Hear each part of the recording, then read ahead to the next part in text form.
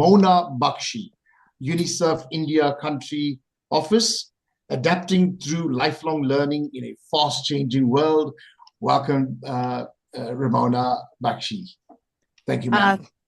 Thank you. And really, it's a pleasure to be here and, talk about the need for continuous learning in today's very fast changing world. Just allow me, I'm going to share my screen. I wonder if you can see my screen. Can you see my screen? Yeah, I think it's up. Coming on? Yes, it's on. Wonderful. And let me just put this. Is it on? Is it showcasing on slide? No, okay. No, it's not on the slideshow yet. You need to take it there. Just okay, perfect. I think it should be on slideshow now. Yeah? Not, but screen one. Okay. I hope it happens now. Yeah. There we go. We've got it. Thank you. Yeah. Okay, great. Thank you so much. So how do we adapt to lifelong learning in a very fast changing world? We know the world is changing at a very fast rate. Every decade, there are new skills that are coming up. And how do we, all of us, upskill ourselves? How do we go along to be applicable in terms of our work in the next decade? So this is something that is very, very close to my heart. I personally believe in upskilling myself. I recently also graduated from the Harvard Business School in Program for Leadership Development. And I have been working in the space of the social sector here in India.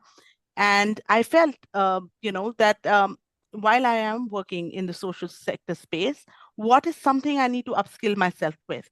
And one thing that came about was leadership development, because leadership development largely looks not only at the basics of leadership, but looks at a top level view in terms of operational management, strategy, marketing. Those are skills needed when one is leading organizations, when one wants to lead initiatives, and one wants to drive change in organizations, in sectors, or in industry. So why the need for upskilling? When you look at the ecosystem and you look at the global ecosystem, there's this huge shift towards adaptation to mega global trends that are happening. Mega global trends like automation, trends like what is happening in the climate action space, the need and the push for digitization, the evolving labor market policies, the evolving labor market needs. These are very much shaping the way skill demands are being addressed or are being, accessed in today's markets, in today's world. There's also the ecosystem talking about personalized ways of learning. So nowadays, we are hearing digital courses, blended programs, online sessions. So there's a massive push in the ecosystem of education systems, of workforce systems to provide skilling opportunities that are personalized, easy to access, and can be done in a remote or a hybrid model methodology. The need for continuous learning, like I said, for me, being in the social sector, I felt the need that I need to upskill myself. What is it that I need to do? And I said, okay, leadership development.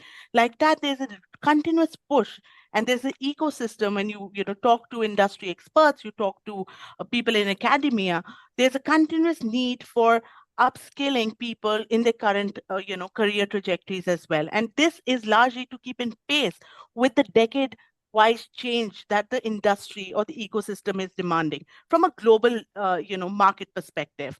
Also, the industries are changing. You have the gig economy coming up massively in certain countries, and there's an entire need of freelancing and informal job markets that are emerging. So this is also ecosystem change we're seeing in terms of, we need people in that skill set as well. And the central role the government and the agencies play in regards to skill development. And skilling should be at the very core of policy interventions, whether it's from the education system perspective or it's from the market on the industry perspective. The ecosystem demands it. What is needed, if we look at it,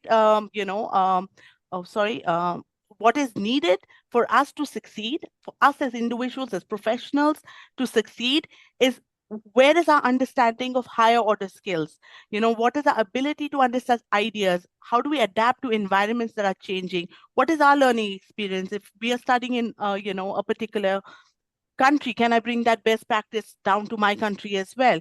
The need for literacy, numeracy, problem solving, communication, and information analysis is a need of every industry, every market.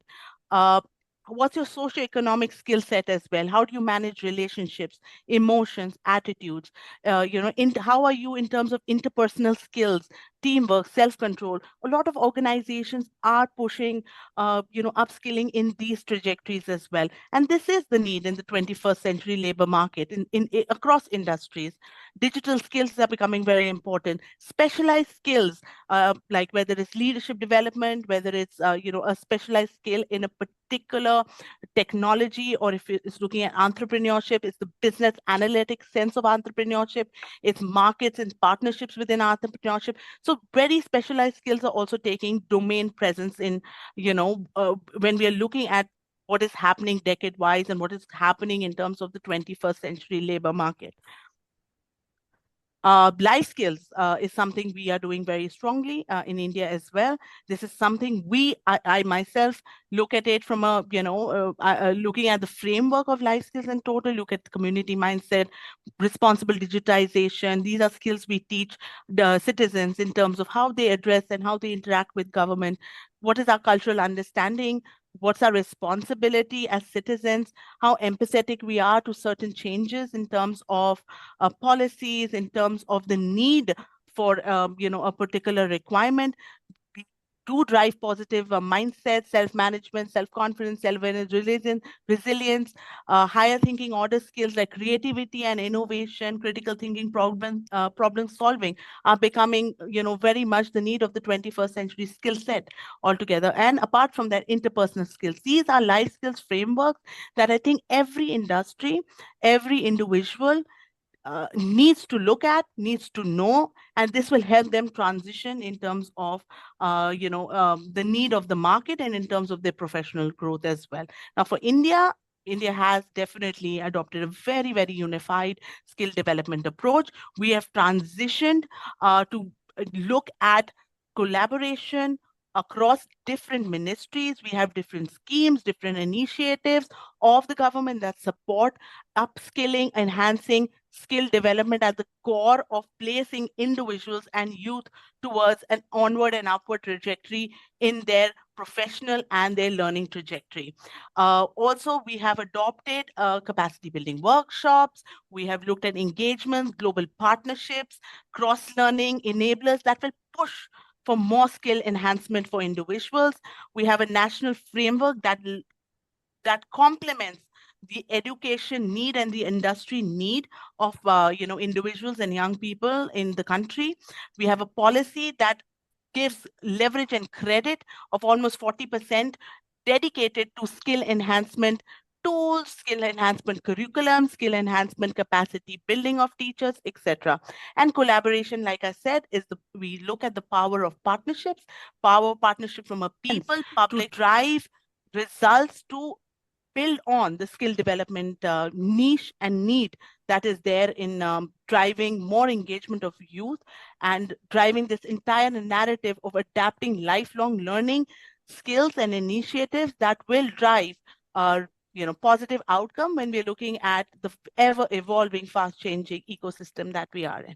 So this is my presentation, and in a nutshell, the ecosystem demands it. There's a need why we need to do it when you're looking at the 21st century labor market. Life skills play a very critical role in terms of whether it's in the education sector, whether it's industry-wise sector, or whether it's as a professional individually as well. And then as a country, we have adopted a very, very unified approach of collaboration, of partnerships, of bringing capacity enhancement tools, capacity enhancement, sessions to drive the agenda forward in regards to skill enhancement and upskilling of our task force. Yeah, thank you very much. Invite Rakesh Misri. If Gopal is not there, you invite Rakesh Misri, introduce himself. Rakesh. Miss Ramona Bakshi, thank you very much. That was absolutely absolutely informative, and most certainly we have answers to a lot of the problems that exist. I think it's a matter of getting those answers to the individuals out there, and I think technology there again is going to help us. So thank you very much for that, and we look forward to sharing your presentation.